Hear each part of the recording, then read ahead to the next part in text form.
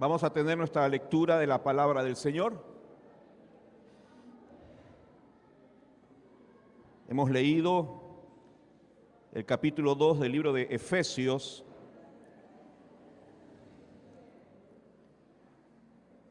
En los primeros 10 versículos, y en esta hora queremos concentrarnos en uno de ellos para nuestra exposición. Es un texto que usted lo puede recordar y lo puede memorizar.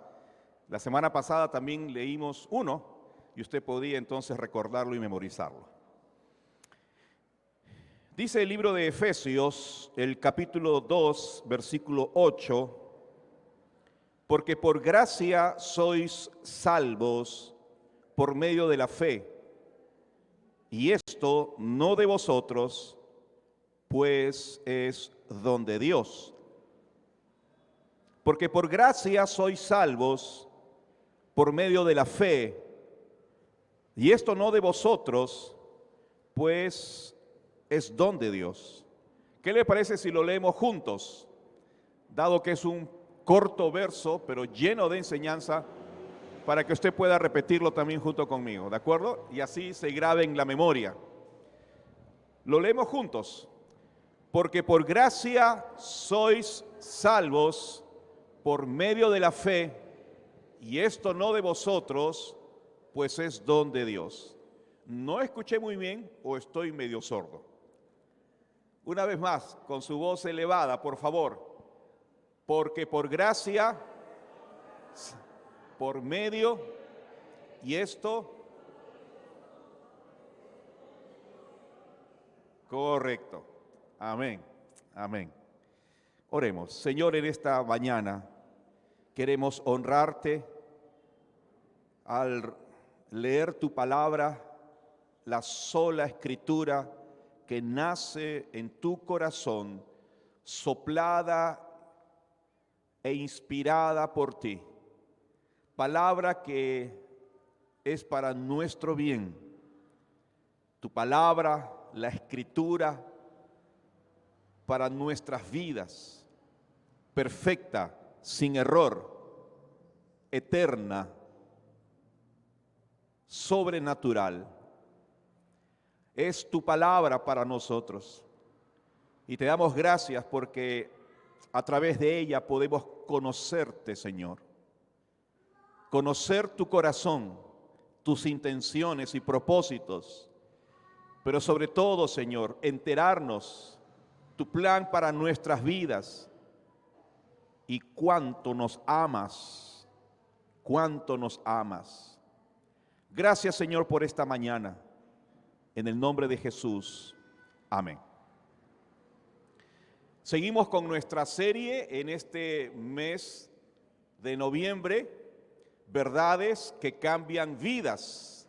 Creo firmemente que lo que venimos hablando cada domingo puede transformar poco a poco su corazón. Verdades que cambian vidas. Y nos estamos inspirando en las 5 solas de la Reforma Protestante. Hemos celebrado recientemente y hemos recordado los 505 años desde el momento histórico en que Martín Lutero inicia este movimiento del cual él nunca se imaginó lo que implicaría y lo que significaría. En 1517, él entonces clava sus tesis, sus invitaciones a conversar, porque estaban viviendo una situación de desvío y estaban perdiendo la esencia del Evangelio y estaban siendo reemplazadas por verdades que nacían en corazones interesados. Y eso era lo que se les enseñaba a la iglesia, a los feligreses, a los hombres y mujeres. Y estos hombres y mujeres crédulos, creyentes, entonces aceptaban estas verdades tergiversadas, desviadas. Y por eso Martín Lutero protesta. Y por eso se llama la Reforma Protestante.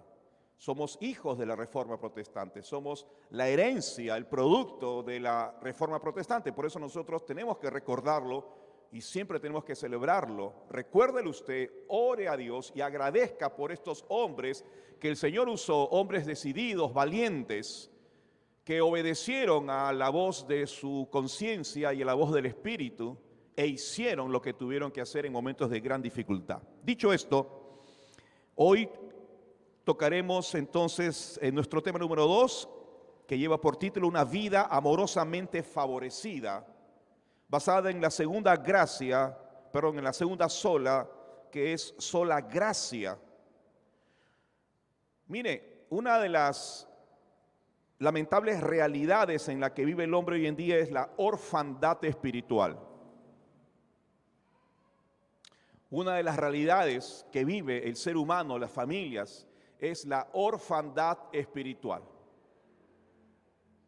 ¿Qué cosa es la orfandad espiritual? ¿Me pueden seguir con las imágenes para que puedan verlos aquí también? Gracias. La orfandad espiritual no es otra cosa sino vivir sin Dios. La orfandad espiritual en la que vive lamentablemente hoy casi todo el mundo es ser huérfano de Dios. Ser huérfano de Dios implica no contar con su favor ni su cuidado. Implica no tener vínculo, relación.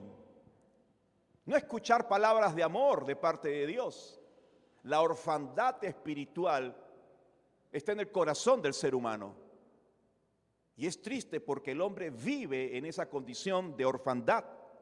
Como dice el apóstol Pablo en Efesios capítulo 2, verso 12, viven sin esperanza y sin Dios en este mundo. Esa es entonces la condición, amado hermano, en que la humanidad vive en orfandad espiritual. El favor de Dios, por tanto, ese calor de Dios, ese amparo de Dios, no es recibido por el hombre. No lo recibe el hombre. Las familias viven de espaldas a Dios, tratando de vivir en paz sin éxito. Las parejas formando hogares basados solo en sus instintos naturales, el atractivo físico y otros medios, y no descansan en la certeza de la guía de Dios. Entonces estos hogares están siendo constituidos, formados, solo por estos aspectos externos y no por la seguridad de la guianza de Dios. Los jóvenes, tantos jóvenes, al no encontrar el favor de Dios, al no encontrarse con ese favor de Dios, entonces son víctimas de sus propios errores, inexperiencias, son abusados en todo sentido tantas veces y en esas condiciones tratan de abrirse camino en la vida. Nuestros jóvenes, nuestros hijos, tanto el hombre como la mujer que vive en nuestra casa, en nuestro entorno, en la ciudad, buscan encontrar sentido a la vida. Es decir, estoy vivo, bueno, algo tengo que hacer por la vida. Pero lo buscan en tantas cosas que el mundo ofrece sin terminar de recibir el sentido realmente que pueden encontrarle a la vida y poder vivir con un sentido, con un propósito. Muchos son víctimas de sus decisiones y de sus consecuencias, de sus elecciones, y viven las consecuencias de sus elecciones. Y entonces así tratan de poner buena cara al mal tiempo, porque no hay más que hacer. El liderazgo en todo nivel, familiar, institucional, gubernamental, en todo nivel, evidencia crisis y enfermedad. Vivimos actualmente una crisis de liderazgo. El país vive en una crisis de liderazgo y los creyentes no podemos ponernos de costado y silbar como si nada pasase en este país. Tenemos que ser conscientes del sufrimiento que está generando las malas elecciones, las malas decisiones, la inmoralidad y la corrupción. Usted y yo tenemos que orar por este país y por el liderazgo en crisis en que hoy nos encontramos.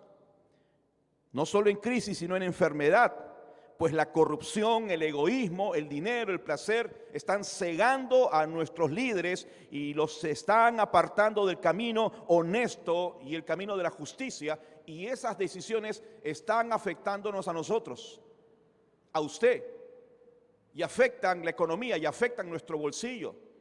Y cuando usted va a comprar el pan ya no le alcanza, ya no compra la misma cantidad de panes que antes usted compraba. Entonces sí nos afecta.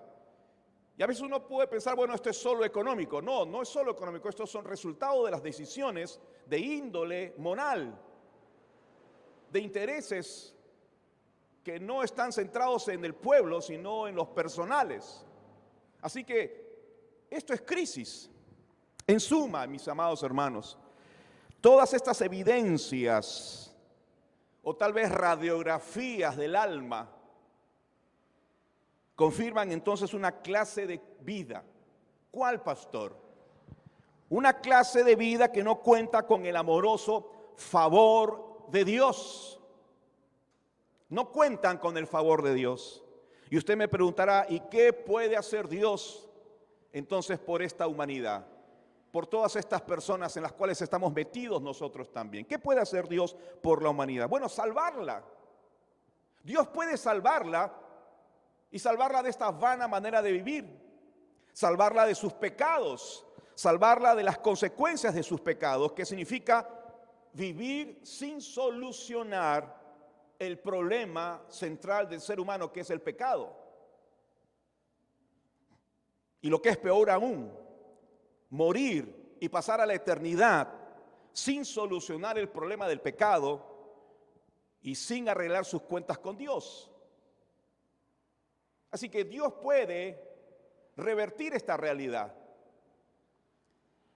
Pero hay que ser conscientes del diagnóstico que Dios hace personalmente de esta orfandad en la que vive el ser humano hoy, esta orfandad de Dios en la que vive el ser humano hoy. Escuche con atención Romanos, el capítulo 3, versos 9 en adelante. Escuche con atención, por favor, le ruego que escuche con atención. Dice, ¿qué pues? ¿Somos nosotros mejores que ellos?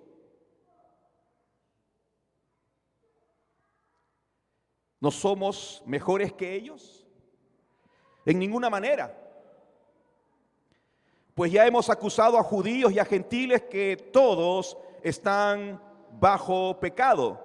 Como está escrito, no hay justo ni aun uno. No hay quien entienda, no hay quien busque a Dios. Todos se desviaron, a una se hicieron inútiles. No hay quien haga lo bueno, no hay ni siquiera uno. Sepulcro abierto es su garganta. Con su lengua engañan. Veneno de áspides hay debajo de sus labios. Su boca está llena de maldición y de amargura. Sus pies se apresuran para derramar sangre. Quebranto, desventura hay en sus caminos y no conocieron caminos de paz. No hay temor de Dios delante de sus ojos. Y en el verso 23, por cuanto todos pecaron, están destituidos de la gloria de Dios. Así que podemos cerrar los ojos a este diagnóstico de Dios que señala la orfandad espiritual en la que vive el ser humano, nuestros jóvenes, nuestras familias, el liderazgo, el mundo. ¿Qué puede hacer Dios por nosotros? Bueno, Él quiere evitar que muramos y al contrario, darnos vida. Así de simple. Él quiere evitar que muramos y Él quiere otorgarnos vida. La Biblia dice en Romanos 6:23, porque la paga del pecado entonces es muerte. Ese es el resultado, la consecuencia, la realidad. Mas la dádiva de Dios es vida eterna en Cristo Jesús, Señor nuestro. Mas la dádiva de Dios es vida eterna. Esto es lo que paradójicamente la gente no quiere escuchar, no quiere saber y no quiere recibir. Mas la dádiva de Dios es vida eterna. ¿Qué cosa es una dádiva? Es un regalo. ¿Y qué está regalando Dios? Vida eterna. ¿Y por qué el hombre no lo recibe? ¿Por qué las familias no lo reciben? ¿Por qué los jóvenes no lo reciben? ¿Por qué desean seguir viviendo en orfandad espiritual? ¿Por qué desean vivir sin esa vida espiritual que Dios está regalando? Dios la está dando, es un don de Dios. Él quiere ofrecernos salvación y vida frente a la muerte. Pero ¿por qué el joven no lo quiere aceptar? ¿Por qué el adulto no lo quiere aceptar? ¿Por qué los matrimonios no lo quieren aceptar? Solo Dios puede salvar al hombre de una actual condenación y de su estado de pecado, de muerte y de sufrimiento. O sea, solo Dios puede hacer, escúcheme bien, de su vida una vida amorosamente favorecida por Él. Dios puede hacer que usted deje de vivir en orfandad espiritual para hacer de su vida una vida amorosamente favorecida por Él, con la vida nueva, con la vida eterna que Él promete, con paz, sin culpa, sin miedos, con esperanza, con ganas de vivir cada día, con el calor de la paternidad de Dios, con la sabiduría y conciencia de que Dios está con nosotros. Ya no más huérfanos espirituales. Ahora, ¿qué tiene que ver esto con las 5 solas de la Reforma Protestante? Nuestra serie, este diagnóstico, ¿qué tiene que ver con nuestra serie?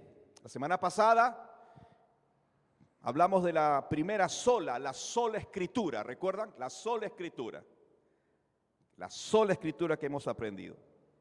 Hoy hablaremos de la segunda sola, que es la sola gracia. ¿Y por qué sola gracia? Porque, escuche bien, en aquellos días, según la enseñanza de la Iglesia Católica Romana, donde estaban los curas, monjes, sacerdotes, incluido el Papa, enseñaban que la salvación de Dios se podía comprar con dinero. Aunque a usted le suene espantoso esta afirmación. ¿Cómo era posible esto? Bueno, por medio de las famosas indulgencias. Y eso usted lo puede leer en cualquier libro de historia. ¿Qué cosa es una indulgencia? ¿A qué nos estamos refiriendo? A un certificado de perdón, a un certificado que le otorgaba el cielo. La Enciclopedia Católica define la indulgencia como la remisión del castigo temporal, el perdón del castigo temporal por el pecado, la culpa del cual ha sido perdonada. Michelin, que es un excelente predicador, lo explica de esta manera para todos nosotros. Escúchelo. Esa remisión es posible en virtud del llamado tesoro de méritos y satisfacciones de Cristo, de María y de los santos, del cual el Papa es el administrador soberano. O sea que había un banco de méritos, había como un depósito donde se habían acumulado los méritos de Cristo, de María, de los santos, y era el Papa que podía administrar esa cantidad de méritos acumulada allí. Según esta doctrina, los santos tenían entonces un superávit de méritos, una cantidad enorme de méritos, suficientes para ellos mismos y para otros. Haciendo uso de ese superávit, se puede cancelar entonces algunos o todos los castigos que el pecado merece. La enseñanza decía entonces que porque eran tan buenos y habían tantos méritos, alcanzaba para que fuesen perdonados no solamente esas personas, sino podían darle el perdón a otras personas. Pero con el paso del tiempo empezó a tergiversarse aún peor, y toda persona podía entonces conseguir una indulgencia, un certificado, haciendo algo para demostrar su devoción a Dios, como por ejemplo ir de peregrinaje, acompañar a la iglesia, ser parte de ella en una cruzada, por ejemplo, contra los musulmanes y contra los paganos. Entonces, cuando tú ibas en esas guerras, porque era prácticamente una guerra religiosa, entonces se te otorgaba un certificado, una indulgencia, y eso te favorecía tu salvación. Pero con el paso del tiempo, estas se podían comprar con dinero.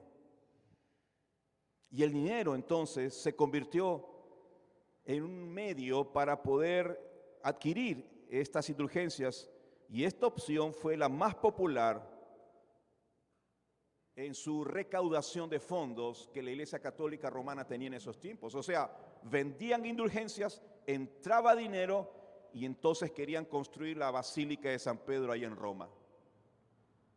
Lutero comprendió que así como usted me está oyendo con sorpresa, que este era el otro gran desvío de la esencia de la Escritura. Notó claramente que eso no enseñaba la Biblia y que había una manipulación espantosa, satánica y diabólica respecto a la fe de los creyentes, con el ánimo de tener recursos y dinero. Se vendían indulgencias, se vendían certificados. Certifica que usted es creyente y usted tiene vida eterna. Compre su vida eterna. Entonces, eso en otras palabras era comprar la gracia de Dios, sin mostrar ningún signo de arrepentimiento o de interés por Dios. Si tú tenías plata, podías comprar una, dos para ti, para tu mamá, para tu familia. Y si alguien de tu familia había muerto, podías comprar incluso para tu difunto. Ahora, ¿qué hace Lutero entonces? Protesta contra este desvío, esta no enseñanza de la palabra, contra este error y la mala práctica de la enseñanza de la Escritura. Y entonces corrige diciendo que la salvación es solo por gracia, sola gracia. Y de ahí surge entonces el gran resumen de la Reforma. La segunda gran verdad es que la salvación no se puede comprar con dinero, no se puede adquirir por un certificado, no se puede recibir por un mérito que tú hagas, no se puede recibir porque te unes a la iglesia y haces un esfuerzo por ella, no se puede recibir por dinero. Por eso Lutero dijo, es solo por gracia. La Biblia enseña que la salvación es solo por la gracia. Y cuando él escribe sus 95 tesis, te voy a leer por lo menos dos. La 21, la tesis número 21, esa que él clava en la puerta del castillo de Wittenberg, ahí en Alemania. La tesis 21 dice, se equivocan aquellos predicadores de indulgencias que afirman que el hombre es absuelto a la vez que es salvo de toda pena a causa de las indulgencias del Papa. Entonces él estaba protestando, eso no es así. Porque en la tesis número 36, escucha, decía, cualquier cristiano que en forma verdadera está arrepentido, tiene derecho al perdón total de la pena y de la culpa, aún sin carta de indulgencia. Es lo que la Biblia estaba enseñando. Así que encontramos una serie de enseñanzas en sus tesis, como por ejemplo la número 66. Los tesoros de las indulgencias son redes con las cuales ahora se pescan las riquezas de los hombres. Y este era el tenor fuertísimo de las protestas que Lutero clavó en la puerta del castillo y que todas las autoridades religiosas de aquellos días lo leyeron. Por eso tenemos que preguntarnos hoy, ¿y qué enseña la Biblia al respecto, pastor? Hemos entendido ese desvío espantoso de las Escrituras en las cuales el hombre cayó y puede caer en cualquier momento, como sigue cayendo hoy en día. Hemos escuchado esta orfandad espiritual producto de sus decisiones erradas y de no elegir a Dios y no recibir el don de la vida eterna, el don de Dios. Hemos visto a Martín Lutero entonces protestar diciendo, se están equivocando, volvamos a la Escritura. Porque la gracia de Dios solo se recibe por medio de la fe y no por obras y no por dinero. Bueno, ¿qué enseña entonces la Biblia? Que Dios puede salvar, hermano querido. Este es el gran mensaje de la palabra del Señor. Dios puede salvarle y esta salvación puede hacer de su vida hoy una vida amorosamente favorecida por Él.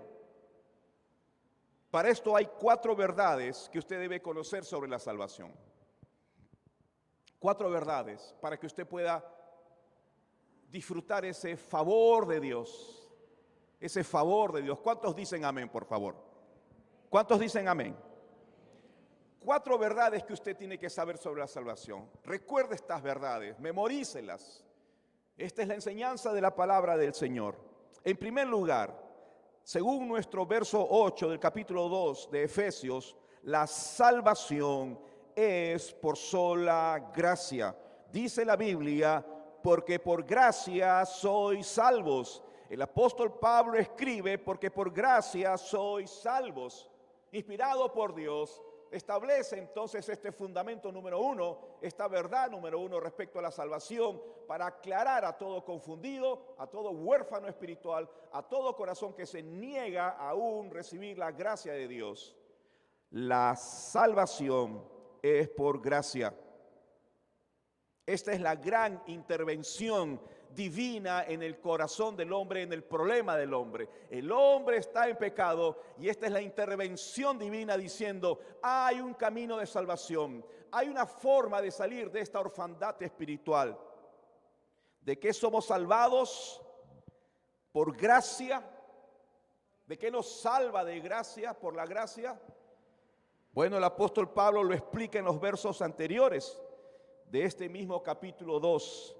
En otro tiempo, escuchen con atención, ustedes estaban muertos en sus transgresiones y pecados, en los cuales andaban conforme a los poderes de este mundo, se conducían según el que gobierna las tinieblas, según el espíritu que ahora ejerce su poder en los que viven en la desobediencia. En ese tiempo también todos nosotros vivíamos como ellos, impulsados por nuestros deseos pecaminosos, siguiendo nuestra propia voluntad y nuestros propósitos como los demás. Éramos entonces por naturaleza, objetos de la ira de Dios. De eso nos salva el pecado. Así que el término salvación no es un término que se puede aplicar en otros aspectos. Sí, es un asunto estrictamente espiritual en este contexto. Nos salva entonces del pecado. Y esta salvación es posible solo por la gracia de Dios y jamás comprando indulgencias ni por esfuerzo que podríamos hacer. El verso 9, que también es tan conocido por todos nosotros, dice: no es por obras para que nadie se gloríe. No es por obras para que nadie se gloríe. Por tanto, la salvación del hombre es por su sola gracia. Amén. Amén. Amén. ¿Y qué cosa es la gracia? Es el regalo de Dios, es el don de Dios, es el favor de Dios que uno no lo merece. Como alguien dijo, es su amor en descenso. Es su amor de los cielos que busca al hombre. Es el amor intencional, el amor dirigido, el amor en descenso que busca al ser humano perdido y que vive en orfandad espiritual. Por eso la gracia está relacionada íntimamente con la persona de Jesús, que descendió del cielo y se hizo hombre. ¿Qué es la gracia? Es el amor en descenso. La gracia está identificando plenamente a Jesús. No podemos divorciar la gracia de la persona del Señor Jesucristo. Juan capítulo 1, verso 14 dice: y aquel verbo, o sea Jesús, fue hecho carne, o sea, se humanizó, se encarnó y habitó entre nosotros, y vimos su gloria como del unigénito del Padre, que dice: lleno de gracia y de verdad. Así que el amor en descenso es la gracia de Dios, y ese amor en descenso es Jesucristo, que vino a buscar a los que se habían perdido. La gracia de Dios entonces nos provee un Salvador, nos proveyó un Salvador por amor. La Biblia dice: mas Dios muestra su amor en que siendo aún pecadores, Cristo murió por nosotros. Ese Salvador cargó nuestros pecados, murió en nuestro lugar, fue sepultado y resucitó al tercer día. Jesús fue exaltado a la diestra del Padre. Jesús fue proclamado Rey de Reyes y Señor de Señores. Jesús obró una salvación que alcanza a toda la humanidad. Es un amor sin condiciones. Su gracia es un amor sin condiciones. Ese amor direccionado, ese Jesús que es gracia de Dios, es un amor sin condiciones. Es el amor inmerecido de Dios en favor nuestro, que no lo merecemos. Por tanto, es un milagro de la gracia de Dios para nuestras vidas. Cuando la Biblia usa la palabra ¿por qué en esta afirmación? Porque por gracia sois salvos. Sin duda está apelando a qué, al entendimiento, a nuestra razón. ¿Por qué? Y está tratando de explicarnos. ¿Por qué? ¿A qué está apelando? A la razón. Está apelando a que tú entiendas una verdad importante. Pastor, ¿cuál es esa verdad? Bueno, hay un razonamiento claro. Por un lado, el hombre necesita ayuda. ¿Lo entiendes? Y por otro lado, solo Dios puede ayudar al hombre. Y entonces Dios está apelando a que entendamos esta realidad en la que vive el ser humano, en la que vive nuestro corazón, nuestra familia. Escuche bien, hay un único medio poderoso que cambia toda situación, todo corazón, toda circunstancia: la gracia de Dios. Y nosotros como iglesia no dejaremos de predicarle a usted la gracia de Dios, porque la gracia de Dios es el don de Dios, es el favor de Dios que usted necesita para vivir. Toda bendición de Dios ahora y por la eternidad siempre será por la gracia de Dios. Así que si usted hoy se levantó con vida, es por la, dígalo fuerte, es por la gracia de Dios.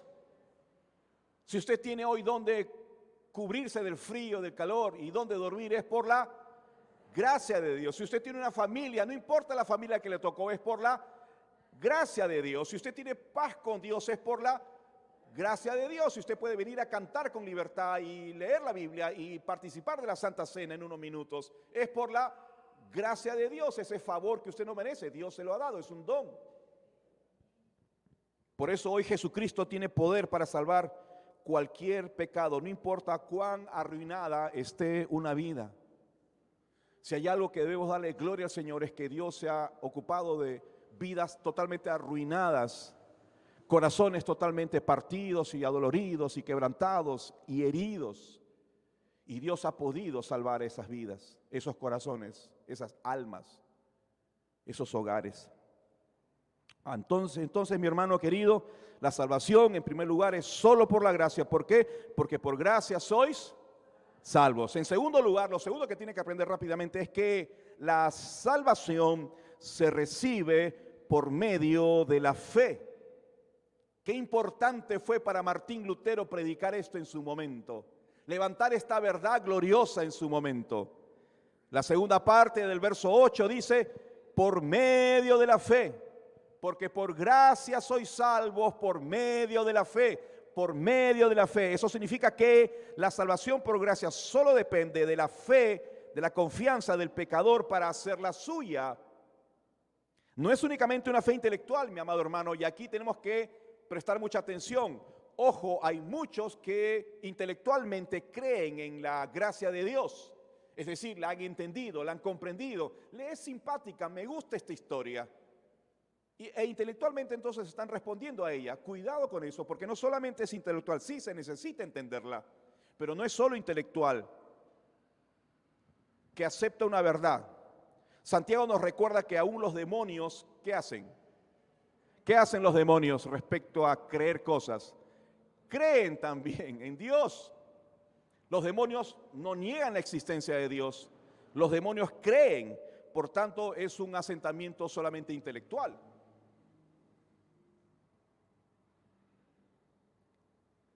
Así que no podemos quedarnos en ese nivel solo de creer. Yo también creo. Bueno, los demonios también creen. ¿Cuál es la diferencia entre tú y los demonios? Así que no es solo creer en ese nivel intelectual. La verdadera fe incluye los conceptos de creer y confiar. De creer y confiar. Confiar. ¿Cree? Sí, confía entonces.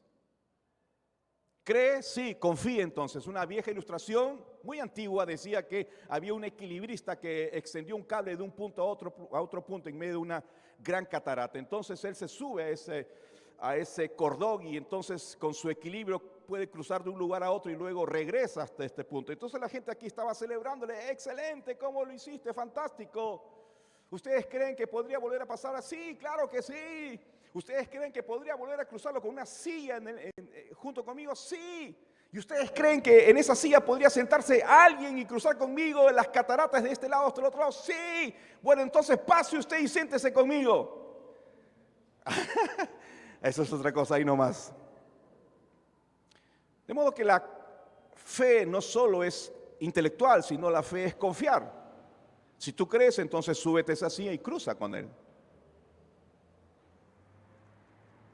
Entonces la fe incluye los conceptos de creer y confiar. Por eso la fe es aquella confianza respecto a la gracia de Dios que Él ofrece. ¿Qué cosa es la fe? Es estirar el brazo y recibir la gracia. Y en ese acto de recibir no hay mérito no hay virtud, solo hay respuesta a la iniciativa de Dios. ¿Qué cosa hace el hombre? Estira el brazo para recibir el don de Dios, la gracia de Dios. Jesús le dijo al hombre de la mano seca, ¿te acuerdas? Esa mano que estaba enferma, deformada, paralizada, atrofiada completamente. Entonces dijo aquel hombre, extiende tu mano, y él la extendió y le fue restaurada, sana como la otra mano.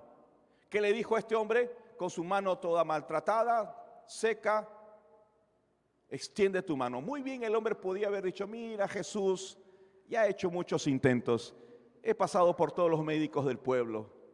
Llevo años con esta enfermedad, mira mi mano, está completamente seca, está completamente deformada. No hay fuerza, no puedo mover ningún hueso, ningún músculo. Y Jesús, ¿qué le dijo? Extiende tu mano. ¿Sabes qué cosa es la fe? La fe es creer en eso. Y extendió su débil mano.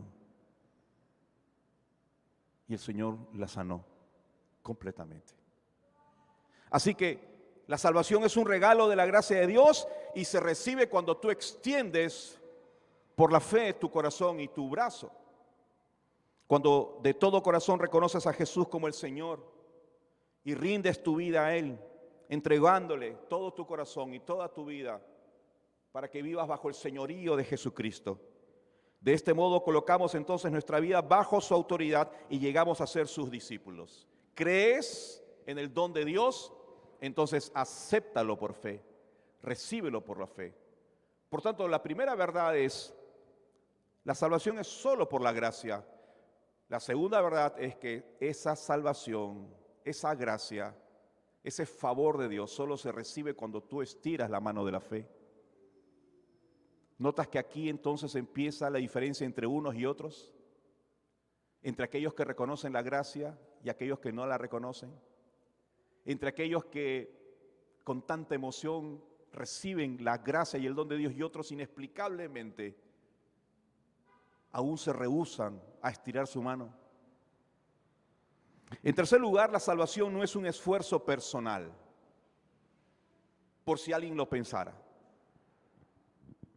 No es un esfuerzo personal. Porque dice claramente, y esto ni siquiera es de vosotros. ¿Qué cosa? La fe. Ese acto de estirar la mano y recibir el don de Dios, ni siquiera es vuestro, tuyo, iniciativa tuya, ni siquiera es un mérito tuyo. Dice claramente, y esto no es de vosotros. Por eso para mí resulta increíble que la mejor noticia para la humanidad sea tan difícil de aceptar. El orgullo del corazón, la soberbia del corazón, la independencia de la naturaleza pecaminosa de las personas le dicen que usted puede hacer algo más para salvarse, no solo estirar la mano de la fe. Usted puede ser un buen religioso, usted puede ser un buen estudiante de la Biblia, usted puede pagar diezmos, usted puede colaborar, usted puede ayudar. Entonces ese corazón susurra al oído y te dice, mira, hay algo más que tú puedes hacer. Cualquier obra, mi amado hermano, mérito, esfuerzo humano, cualquier jactancia anula, por tanto, la gracia de Dios y niega la fe, porque si es un don de Dios y tú dices, no, es por mi esfuerzo, entonces estás anulando la gracia de Dios y estás anulando la fe, porque dice que es solo por la fe. Entonces es imposible alcanzar la salvación por nuestros propios medios o por nuestras propias obras. Eso está claro. No hay nada que podamos hacer para merecer el perdón de nuestros pecados. No hay nada que podamos hacer para merecer la vida eterna. Nadie puede salvarse por sus propios esfuerzos. Tenemos que ser claros y tenemos que predicar con claridad. Ni por practicar ninguna religión, ni siquiera la nuestra, ni siquiera la cristiana, puedes tú recibir la salvación. Ni siquiera por ser practicante de una religión, miembro de una iglesia, miembro de una comunidad o de una denominación. Ni siquiera por venir solo a esta reunión puedes tú ser una persona que amerita recibir la salvación. No es por mérito. No depende de nada más que Dios, y no hay nada que el ser humano pueda hacer. Por eso dice, esto no de vosotros. Esto no de vosotros. Dios entonces espera que tú creas y que confíes. Ahora, ojo, no somos salvos por obras, ¿verdad? Amén. No somos salvos por obras, no es por obra, por mérito, sino para obras. Y ahora le hablo a usted, creyente. En otras palabras, nuestra salvación no puede depender de obras, pero sí está orientada para obrar. ¿Me dejo entender? No se recibe por obras que tú hagas, por méritos personales, pero sí, una vez que tú la recibes, es para obrar bien. Aquí estamos entendiendo la doctrina, la palabra del Señor. Las 5 afirmaciones que son las 5 solas que resumen la esencia del Evangelio, la corrección, el volver a la centralidad de la esencia del Evangelio. Pero aquí estamos haciendo buenas obras. Yo recibo la fe y el don de Dios, no por mis obras, pero una vez que recibo el don de Dios, entonces mi vida empieza a hacer buenas obras. Una vida que no hace obras, que no es dirigida para las buenas obras, entonces niega haber recibido la salvación sin obras. Y ahí hay una lección muy importante. Muchos han recibido la salvación por medio de la fe. Muchos dicen ser cristianos, pero no están direccionando su vida a obrar en favor de otros. Porque la Biblia dice que hemos sido creados para buenas obras. ¿Dónde están tus buenas obras? Que grafican y prueban que has recibido el don de Dios sin obra alguna. Así que el hombre demuestra ser salvo mediante las buenas obras que lleva a cabo. ¿Por qué? Porque son fruto del Espíritu Santo. El amor es obra que debe evidenciarse en tu vida. El gozo, y no rostros amargados, y no espíritus amargados, es la obra que debe evidenciar el don de Dios en tu vida. La paz es la gran señal que te hace sonreír, que te hace dormir tranquilo, y que es la obra que evidencia que tú has recibido el don del Espíritu. ¿Vives en paz? Paciencia, la benignidad, etcétera. La salvación entonces es solo por gracia sois salvos. La salvación se recibe por medio de la fe. Y en tercer lugar, la salvación no es un esfuerzo personal. Y por último, la salvación es un don de Dios para el que cree. Para el que cree. Dice ahí, pues es un don de Dios. La oferta de Dios es dada.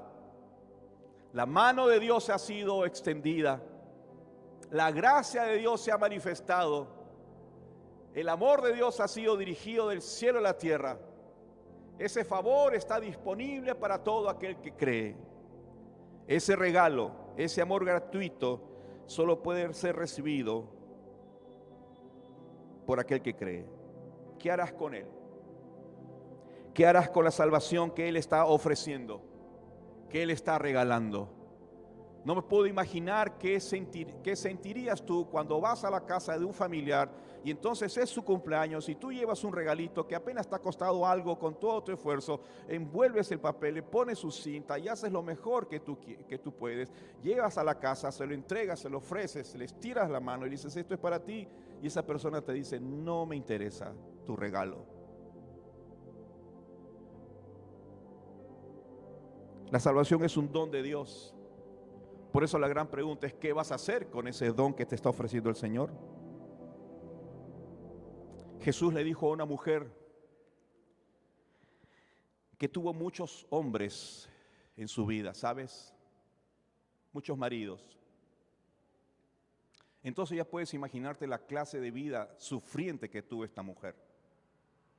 Una mujer samaritana que conocía la vida a través de los hombres que le favorecían, que le daban dinero, seguridad. Un marido, otro marido, otro marido, otro marido. Y Jesús le dijo, y el que tú tienes tampoco es tu marido. Ahora, una mujer, por tanto, que vivía en inmoralidad, ese era su mundo, culpable de sus propios pecados, avergonzada de su propia realidad porque salía a buscar agua a mediodía en el sol intenso donde todo el mundo ya estaba resguardándose y protegiéndose. Ella salía en ese momento. Una mujer sin esperanza porque estaba con otra persona que no era su marido, solo con la suerte de encontrar algún tipo de seguridad y beneficio. Era una mujer con sed en el alma. Y a esta mujer tan necesitada, simbolizando la gran carencia espiritual que tiene el ser humano, encarnando esa orfandad espiritual en la que vive el ser humano, representándonos a todos los avergonzados, a todos los culpables, a todos los pecadores, a todos los que viven en inmoralidad. Esa mujer está encarnando y encarando a todos. Y Jesús, que es el favor dirigido de Dios, se le presenta a esta mujer. Y en Juan 4:10 dice, si conocieras el don de Dios, mujer, si conocieras el don de Dios. ¿Y quién es el que te está diciendo, dame de beber? Tú le pedirías y Él te daría agua viva. Ahí está el don ofreciéndose. Esta es la escena que se repite día tras día cuando un predicador le habla a su congregación. Esta es la escena que se repite cuando tú conversas con alguien, ¿verdad? Tú ofreciéndole el don de Dios a alguien. Dios ofreciendo el don de su amor y su misericordia y su favor a través de ti a alguien. Día tras día, por todos los años, desde que el Señor Jesús ascendió a los cielos. Y el hombre siempre está frente a esa realidad. ¿Qué hago con ese don de Dios? ¿Qué hago con ese don de Dios? ¿Me quedo con mi realidad, con mi inmoralidad, con mi desesperanza, con mi culpa, con mi vergüenza? Dios quiere finalmente que acudas a Él y que recibas ese don para que transforme tu vida. Conclusión, querido hermano, la sola gracia, la segunda de las solas, nos enseñan que la vida puede ser una vida amorosamente favorecida por Él. ¿No quieres disfrutar esa clase de vida? Ser favorecidos por el don de Dios. No solamente la salvación inicial, sino cada día de tu vida. Recuerda estas 4 lecciones sobre la salvación. Es por gracia, es por medio de la fe, simple y sencilla. No es un esfuerzo personal, no depende de ti. Es un don de Dios para el que cree. Para el que cree. Para el que cree. Cierre sus ojos. Señor, en esta mañana te agradezco por la sola gracia tuya para nuestras vidas. Qué don tan precioso, qué salvación tan excelsa, bella, perfecta, qué favor tan grande que tienes hacia nosotros, qué amor tan enorme tienes para nosotros, qué afecto, qué condescendencia, qué amor dirigido hacia nosotros, ese amor que descendió de los cielos en la persona divina de tu Hijo Jesucristo el Señor. Gracia, lleno de gracia y de verdad. Jesús fue a la cruz para el pago de mi pecado. Jesucristo derramó su sangre para limpiar nuestro pecado. Jesucristo hizo las paces con nosotros, reconciliándonos contigo porque estábamos nosotros distanciados, enemistados, alejados. Y hoy podemos disfrutar ese don de Dios para nuestras vidas. Por eso yo quiero preguntarle, estimado amigo, aquí en este lugar y por la señal del internet, si usted necesita este don de Dios, entonces recíbalo por la fe. Extienda su brazo y empiece a disfrutar esa vida amorosamente favorecida por el Dios de la gracia. Deje de vivir en orfandad espiritual, de esa lamentable, triste y solitaria vida de orfandad espiritual. Viva con Dios, reciba a Jesús en su corazón, empiece una nueva vida con Él. Si usted quiere entregar su vida a Jesús y empezar una nueva vida con Él, dígaselo de esta manera: Señor, te entrego mi corazón y mi vida, perdona mis pecados, te acepto, recibo el don de la vida eterna. Si usted oró así, yo quiero orar por usted, felicitarle, gozarme con usted. Levante su mano si usted oró de esta manera, entregando su vida al Señor aquí. ¿Hay alguien que oró esta oración en este lugar? ¿Hay alguien que quiere recibir el don de Dios en su vida? Levante su mano y yo oraré por usted con toda libertad y con toda confianza. Levante su mano si usted oró esta oración. Dios la bendiga. ¿Hay alguien más que oró con sinceridad? Dios la bendiga. ¿Hay alguien más que reconoce su necesidad de Dios con humildad, con sencillez de corazón y le dice: sí, Señor, yo aún vivo en orfandad espiritual, necesito ese don de Dios, ese don tuyo, ese don de la salvación, del perdón, necesito tu vida en mi vida? ¿Hay alguien más que quiere entregarle su vida a Dios a través de Jesús? Levante su mano. Dios bendiga a estas dos damas. ¿Hay alguien más? Levante su mano. Usted también. Dios te bendiga. Señorita, Dios te bendiga. Dios te bendiga. Parece que hay una lucha. Ya no luche más. Dios pagó todo. Dios sufrió todo en la persona de su Hijo Jesucristo. ¿Hay alguien más? Permítame insistir una última vez. ¿Hay alguien más? Levante su mano si usted quiere entregar su vida a Jesús.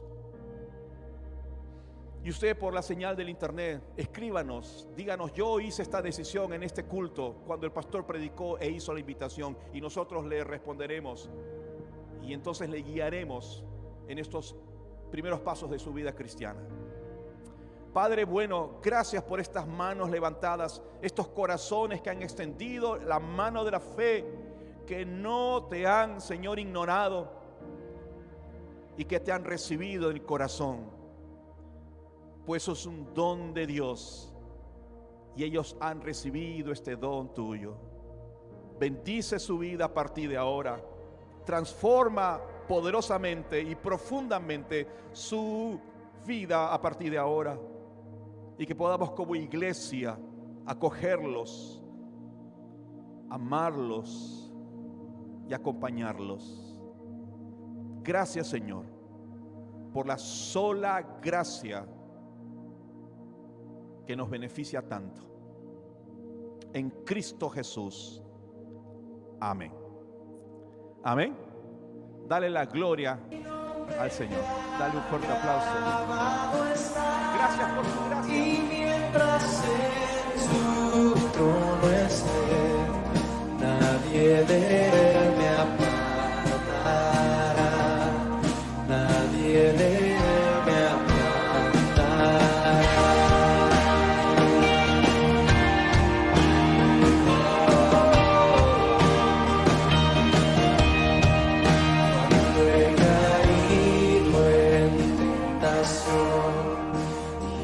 Sentir por